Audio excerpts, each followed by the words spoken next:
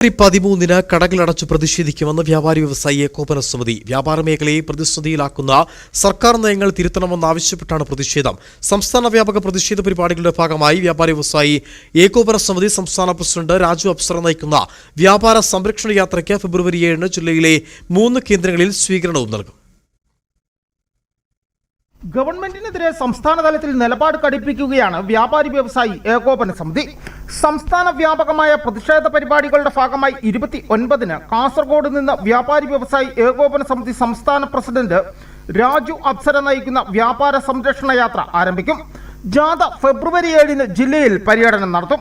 3 കേന്ദ്രങ്ങളിൽ ജാഥയ്ക്ക് സ്വീകരണം നൽകും. ചെറുകിട വ്യാപാര സംരക്ഷണ യാത്ര എന്ന പേരിൽ ശക്തമായ സമര പ്രചരണ ജാഥകൾ 29-ാം തീയതി കാസർഗോഡ് നിന്നും ആരംഭിക്കുന്നത്. ഇടുക്കി ജില്ലയിൽ ഈ ജാഥ എത്തിച്ചേരുന്നത് ഫെബ്രുവരി മാസം 7-ാം തീയതിയാണ്. ഇടുക്കിയിലെ പ്രധാനപ്പെട്ട 3 കേന്ദ്രങ്ങളിൽ ഈ ജാഥയ്ക്ക് ഗംഭീരമായ സ്വീകരണം നൽകും.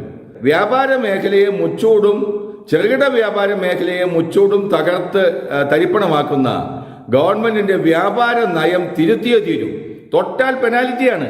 ഒരു plastic bag, plastic carry bag അല്ലെങ്കിൽ പ്ലാസ്റ്റിക്കിന്റെ എന്തെങ്കിലും ഒരു ഉൽപ്പന്നം ഒരു കടയിൽ നിന്ന് പിടിച്ചാൽ 10,000 രൂപ, 25,000 രൂപ, വീണ്ടും പിടിച്ചാൽ 50,000 രൂപ പെനാൽറ്റിയാണ്.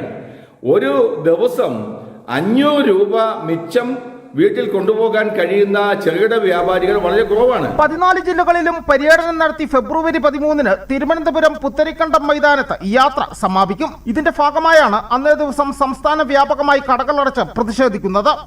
5 ലക്ഷത്തിലധികം പേർ ഒപ്പിട്ട നിവേദനം 13-ന് മുഖ്യമന്ത്രി പിണറായി വിജയന് കൈമാറുമെന്നും വ്യാപാരി വ്യവസായി ഏകോപന സമിതി സംസ്ഥാന നേതൃത്വം അറിയിച്ചു. News bureau, Udumbanchola.